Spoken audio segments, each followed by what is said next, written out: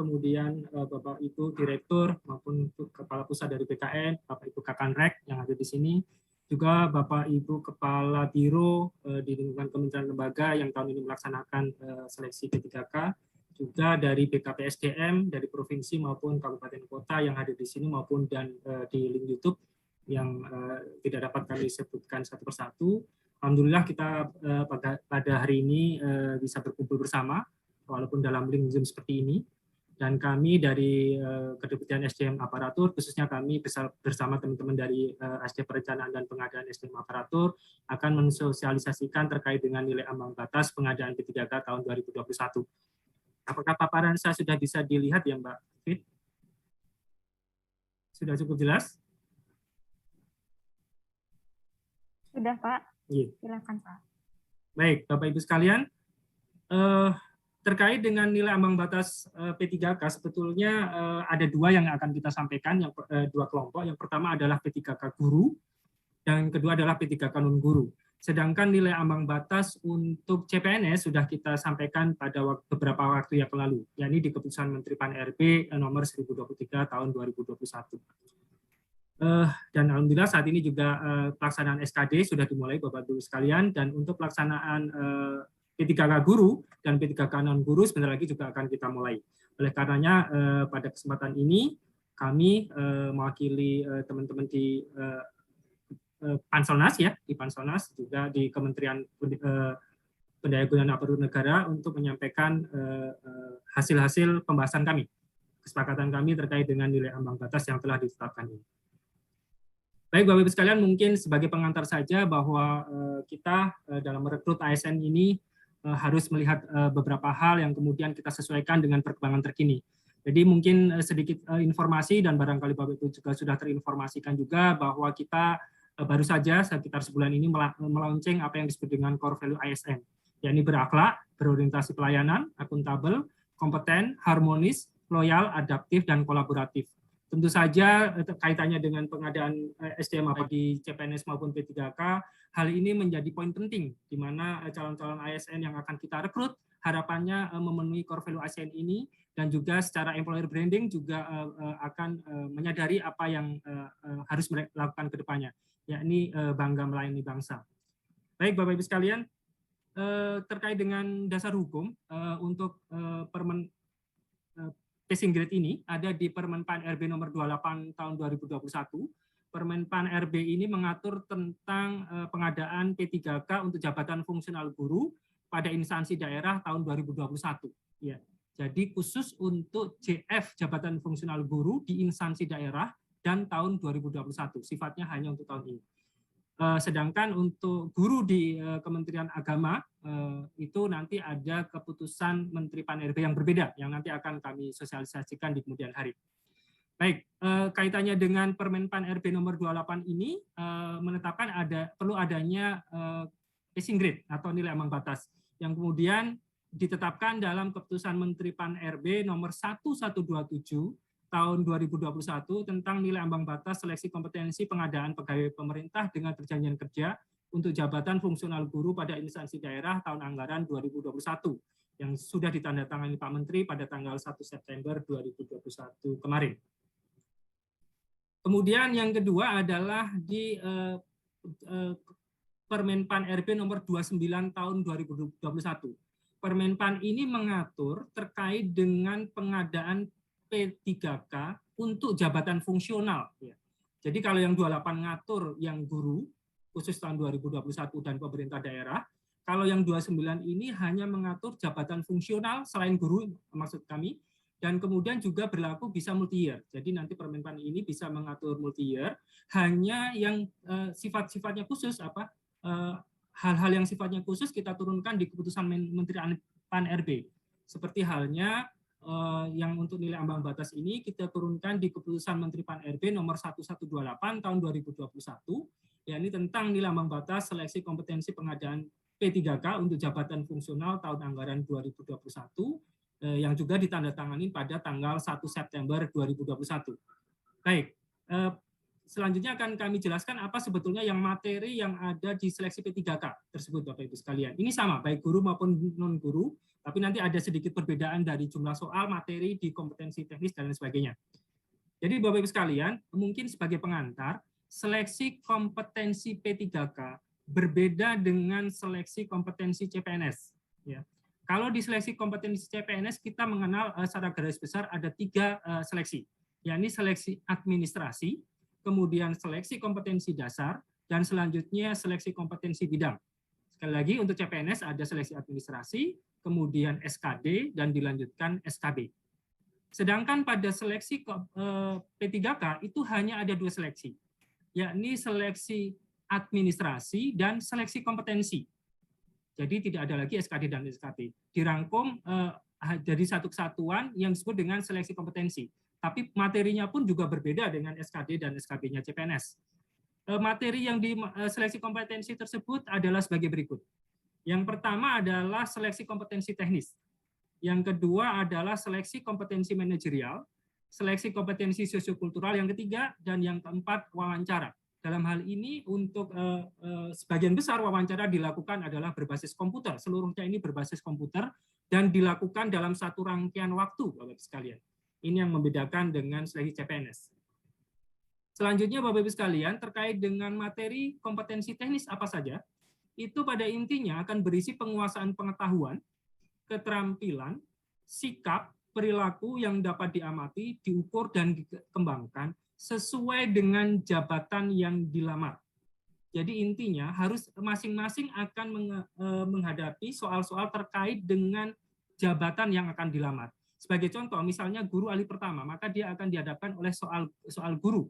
Kalau secara spesifik terkait dengan guru matematika, maka yang dihadapi adalah soal-soal matematika. Kemudian arsiparis ahli pertama, demikian juga akan menghadapi soal-soal terkait dengan kearsiparisan untuk diseleksi kompetensi teknis. Begitu juga misalnya Pranata Humas terampil dan sebagainya. Materi soalnya berbeda dengan materi soalnya SKB CPNS pada dasarnya Bapak Ibu sekalian.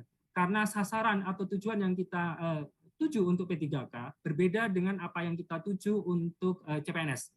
Pada dasarnya untuk P3K kita ingin menyasar mereka yang memiliki, ya, tujuannya adalah kita ingin merekrut profesional, ya, expert di bidangnya yang siap pakai. Jadi ada 2 kata kunci, profesional dan siap pakai. Oleh karenanya itu seperti pada waktu pendaftaran dan sebagainya sudah dilakukan persyaratan, pengalaman dan sebagainya, sertifikat dan sebagainya. Itu sudah selesai saya pikir untuk sampai di sini. Dan kemudian secara garis besar saja, secara tegas kami nyatakan bahwa untuk seleksi kompetensi teknis nanti akan berbeda-beda, ya, akan berbeda-beda tergantung dari jabatan yang akan dilamar. Kemudian yang kedua adalah materi soal kompetensi manajerial. Pada kompetensi manajerial akan berisi atau akan menilai penguasaan pengetahuan, keterampilan, dan sikap perilaku dalam berorganisasi yang dapat diamati, diukur, dan dikembangkan terkait dengan integritas, kerjasama, komunikasi, orientasi pada hasil, pelayanan publik, pengembangan diri dan orang lain, mengelola perubahan, dan pengambilan keputusan. 8 poin ini nanti yang akan keluar pada materi soal kompetensi manajerial. Dan ini berlaku sama untuk seluruh jabatan. Baik guru maupun non-guru, P3K akan menghadapi atau mengerjakan soal yang sama. Integritas, kerjasama, komunikasi, orientasi pada hasil, pelayanan publik, pengembangan diri dan orang lain, mengelola perubahan, dan pengambilan keputusan. Baik, selanjutnya materi yang ketiga adalah materi soal kompetensi sosiokultural.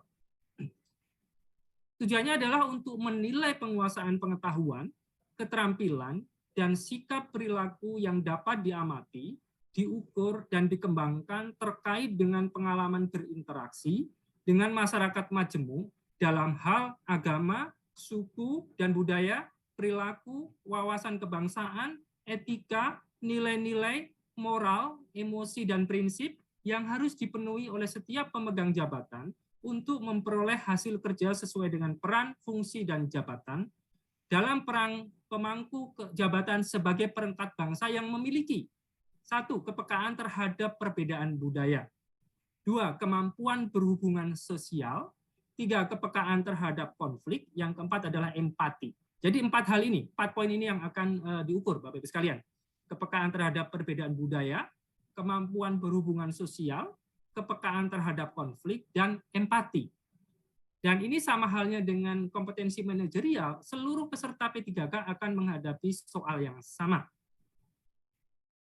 Baik, selanjutnya materi soal untuk wawancara. Materi soal wawancara ini ditujukan untuk menilai integritas dan moralitas.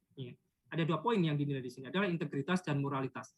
Bapak Ibu sekalian, karena P3K kita jumlahnya cukup besar tahun ini untuk formasi di guru saja hampir 500.000 sekian, 526.000, dan kemudian P3K non guru yang juga cukup besar, maka pada dasarnya Panselnas menyediakan soal wawancara yang berbasis komputer, jadi berbasis CAT. Jadi nanti dalam satu rangkaian ketika tadi kompetensi teknis selesai, manajerial sosial kultural juga berbasis komputer selesai, maka kemudian dilanjutkan dengan wawancara yang berbasis komputer. Ini juga seragam Bapak Ibu sekalian untuk seluruh materi untuk seluruh peserta P3K baik di guru maupun non guru. Baik Bapak Ibu sekalian, itu terkait materi. Selanjutnya terkait dengan pelaksanaan, mungkin tidak terlalu detail saya sampaikan, hanya untuk P3K jabatan fungsional non guru nanti akan dilaksanakan dengan metode CAT-BKN. Ya, nanti dengan CAT-BKN, kebetulan Pak Kapus yang PPSS yang dari BKN sore ini juga berkenan hadir. Kemudian untuk P3K yang guru ini dilaksanakan dengan metode CAT-UNBK-nya Kemendikbudristek. Ya, jadi dilakukan menggunakan Kemendikbudristek yang tersebar di seluruh jaringannya di seluruh Indonesia. Dan alhamdulillah juga dalam kesempatan ini Bu Ses Dirjen PTK juga telah hadir bersama kita. Baik, itu dari sisi pelaksanaan Bapak Ibu sekalian. Kemudian terkait dengan nilai ambang batas. Nilai ambang batas ini barangkali yang sudah ditunggu-tunggu. Nilai ambang batas pengadaan, pertama kami sampaikan nilai ambang batas pengadaan P3K untuk JF Guru tahun 2021. Sesuai dengan keputusan Menpan RB nomor 1127 tahun 2021, yang saat ini secara bersamaan sudah kita upload di jdih.menpan.go.id. Nanti linknya kami berikan Bapak sekalian. Kemudian terkait dengan sebelum masuk ke nilai ambang batas, kami sampaikan berapa durasi, ya, durasi pengerjaan dan jumlah soal, serta bagaimana pengaturan bobot nilainya, Bapak Ibu sekalian. Ini juga penting dipahami. Yang pertama dari ini untuk guru dulu ya, yang untuk guru terlebih dahulu. Yang pertama adalah untuk kompetensi teknis, ya, nanti akan memakan waktu sebanyak 120 menit. 120 menit dengan mengerjakan 100 butir soal. Jadi 100 butir soal dikerjakan 120 menit, kemudian bobot ketika menjawab benar 5, dan ketika salah 0, tidak menjawab juga 0. Ya. Sehingga nilai maksimumnya adalah 500. Ya. Karena 100 butir, kalau benar menjawab 5, menjadi 500. Kemudian yang kedua, ada seleksi kompetensi manajerial dan seleksi kompetensi sosiokultural yang kita satukan rangkaian waktunya menjadi 40 menit. Ya. Jadi untuk guru, kompetensi manajerial dan sosiokultural kita rangkaikan dalam satu rangkaian waktu sepanjang 40 menit dengan mengerjakan 25 butir soal di kompetensi manajerial dan 20 butir soal di kompetensi sosial kultural. Kemudian bagaimana bobot nilainya? Untuk kompetensi manajerial menjawab yang paling sesuai adalah 4, kurang sesuai 3, 2, dan paling tidak sesuai adalah 1. Kemudian kalau tidak menjawab nilainya adalah 0. Itu untuk kompetensi manajerial. Kemudian untuk kompetensi sosiokultural itu gradasinya 5. Jadi menjawab yang paling sesuai adalah 5, kemudian 4, 3, 2, dan paling tidak sesuai adalah 1. Sedangkan tidak menjawab nilainya adalah 0. Sehingga nilai maksimum untuk kompetensi manajerial dan kompetensi sosial kultural ini secara kumulatif adalah 25 dikalikan 4 ditambah 20 kalikan 5. Yaitu 200. Ini nilai maksimumnya Bapak Ibu sekalian. Kemudian selanjutnya terkait dengan wawancara. Wawancara durasinya sepanjang 10 menit Bapak Ibu sekalian. Mengerjakan 10 butir soal. 10 butir soal dikerjakan 10 menit dan gradasinya 4. Menjawab paling sesuai adalah 4, 3, 2, dan paling tidak sesuai adalah 1. Dan tidak menjawab nilainya adalah 0. Sehingga total keseluruhan durasi untuk kompetensi guru, seleksi P3K guru adalah 170 menit dengan mengerjakan 155 butir soal, atau nilai maksimumnya adalah 740. Dan kami sudah mendapat informasi juga bahwa nanti ada kemungkinan kompetensi manajerial, sosiokultural, dan wawancara dikerjakan terlebih dahulu, baru kemudian mengerjakan kompetensi teknis. Jadi sekali lagi di kompetensi manajerial, sosiokultural, dan wawancara dikerjakan, kemudian barulah masuk ke kompetensi teknis. Nanti barangkali bisa dilihat di juklak di P3K guru. Baik, ini terkait durasi dan jumlah soal, Bapak-Ibu sekalian. Selanjutnya adalah bagaimana nilai ambang batasnya. Sebelum itu adalah terkait dengan kekhususan untuk waktu, Bapak-Ibu sekalian. Kekhususan waktu untuk penyandang disabilitas sensorik netra. Ya. Jadi sesuai dengan CPNS juga kita lakukan bahwa untuk penyandang disabilitas sensorik netra, kita berikan tambahan waktu. Ya.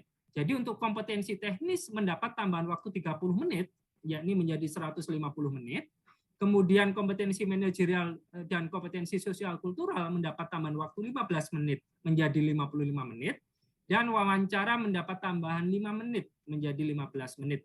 Sehingga total untuk penyandang disabilitas sensorik netra, waktu yang diperlukan adalah 220 menit. Ini berbeda dengan yang kategori umum, yang hanya 170 menit saja. Baik, selanjutnya ini adalah nilai ambang batasnya, Bapak-Ibu sekalian. Nilai ambang batas untuk seleksi kompetensi teknis yang tadi nilai maksimalnya adalah 500, nanti akan disampaikan terlampir di Kemenpan tersebut. Kemudian yang kedua, seleksi kompetensi manajerial dan sosiokultural yang nilai maksimumnya 200, nilai ambang batasnya adalah 130. Jadi sekali lagi, nilai ambang batas untuk kompetensi manajerial dan sosiokultural itu merupakan nilai kumulatifnya, itu adalah 130 dari nilai kumulatif maksimalnya 200. Kemudian yang ketiga untuk wawancara. Untuk wawancara, nilai maksimalnya adalah 40, sedangkan nilai ambang batasnya adalah 24. Gitu. Nah, selanjutnya akan kami sampaikan untuk masing-masing seleksi kompetensi teknis. Seleksi kompetensi teknis ini, karena guru yang diajar itu cukup beragam mata pelajarannya, dan kemudian bentuk jenjang pendidikannya juga beragam dari TK, SD, SMP, dan SMA, kemudian SMK, maka kemudian nilai ambang batasnya adalah sendiri-sendiri. Baik, untuk selanjutnya saya harapkan saya beralih ke Mas Yoga, rekan kami Mas Yoga, untuk menyampaikan apa saja contoh-contoh dari nilai ambang batas untuk guru ini. Silakan Mas Yoga. Baik, terima kasih Pak Ari. Sebelumnya, mohon izin Bapak Ibu yang tergabung di Zoom meeting dan melalui streaming YouTube, perkenalkan, saya Yoga Faisal, selaku analis kebijakan di Kementerian PNRB, yang juga sebagai tim penyusun Permenpan RB nomor 28 tahun 2021 tentang pengadaan CR guru pada instansi daerah. Seperti yang telah dijelaskan oleh Pak Ari tadi, bahwasanya nilai ambang batas untuk seleksi kompetensi teknis CR guru tahun 2021 berbeda-beda tiap mata pelajaran. Misalnya bisa kita lihat dalam screen di layar Bapak Ibu, bahwasanya untuk guru kelas satuan pendidikan TK itu nilai ambang batasnya 260. Berbeda dengan nomor 7 untuk guru kelas mata pelajaran guru kelas di satuan pendidikan SD, nilai ambang batasnya adalah 320. Bapak Ibu perlu saya sampaikan bahwasanya untuk nilai ambang batas yang sama untuk satuan pendidikan, seluruh satuan pendidikan adalah guru agama. Guru agama Buddha, guru agama Hindu, guru agama Islam, guru agama Katolik, guru agama Kristen, di semua satuan pendidikan memiliki nilai ambang batas yang sama atau mencatatkan nilai ambang batas yang sama, yaitu 325. Untuk mata pelajaran lain akan ditentukan seperti berikut, contohnya penjas orkes nomor 8, Bapak Ibu. Jenjang SD, penjas orkes, nilai ambang batasnya itu sebesar 275. Dan untuk guru mapel lain seperti guru bahasa, itu juga berbeda-beda dari setiap jenjang satuan pendidikan. Untuk guru SMP, misal bahasa Indonesia di SMP, nilai ambang batas yang disyaratkan adalah 265. Guru bahasa Inggris 270. Nanti di SMA berbeda lagi Bapak Ibu. Guru bahasa Indonesia bahasa Inggris tidak lagi 265 dan 270. Untuk guru SMP, contoh kita ambil nomor 16 di jenjang SMP. Itu nilai ambang batasnya 270. kita bandingkan dengan guru SMA pada nomor 43 di mata pelajaran yang sama, bimbingan konseling itu 285.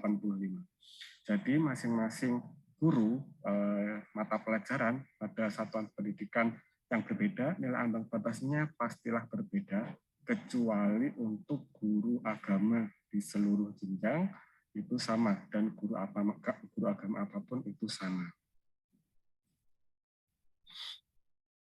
Baik Bapak Ibu, selanjutnya bisa dilihat untuk yang SMK.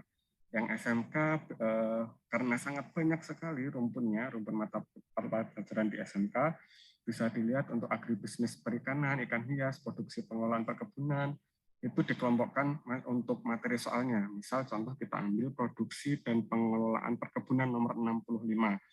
Itu materi yang diujikan nanti adalah seputar agribisnis tanaman. Nilai ambang batasnya 270, sama dengan agribisnis tanaman, agribisnis tanaman perkebunan. Untuk rumpun agribisnis tanaman itu nanti sama semua untuk di jenjang SMK. Selanjutnya kita ambil contoh lagi untuk guru bahasa di SMK ya. Guru bahasa di SMK kan banyak sekali rumpunnya. Ini juga berbeda-beda. Ya, guru bahasa Arab nomor 84, guru bahasa Arab itu 275, bahasa Indonesia 310, guru bahasa Inggris 285, dan sebagainya.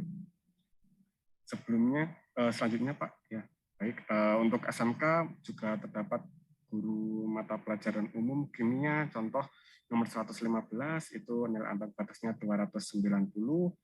Dan contoh kita ambil lagi guru yang sebidang, misal untuk materi teknis pelayanan kesehatan nanti akan diujikan pada guru mata pelajaran nomor 120, asisten keperawatan, nomor 121, caregiver, nomor 122, dental asisten. Jadi nanti Bapak Ibu yang akan melamar, untuk peserta yang akan melamar, tolong diperhatikan mata pelajaran yang Bapak Ibu daftar dan materi soal teknis seperti apa dan nilai ambang batasnya seperti apa. Dan perlu saya ingatkan sekali lagi Bapak Ibu, nilai kumulatif maksimal yang Bapak Ibu dapat nanti adalah 500 poin. Kalau benar dikali 5, kalau salah dan tidak menjawab dapatnya 0. Jadi nilai ambang batas di sini adalah 200 sekian dari 500 poin. Sekali lagi saya ingatkan, kalau benar itu kali 5, salah itu dapatnya 0, tidak menjawab dapat 0, nilai maksimum 500, dan nilai ambang batas masing-masing seleksi teknis pada satu kompetensi teknis pada mata pelajaran itu berbeda-beda. Begitu Pak Ari yang dapat saya jelaskan, saya kembalikan ke Pak Ari. Terima kasih Mas Yoga. Jadi demikian Bapak Ibu sekalian untuk nilai ambang batas guru. Jadi nilai ambang batas untuk jabatan fungsional guru tadi sudah kami sampaikan. Dan selanjutnya akan kami sampaikan untuk Kemenpan RB 1128 untuk nilai ambang batas yang jabatan fungsional. Maksudnya di sini adalah jabatan fungsional yang selain guru.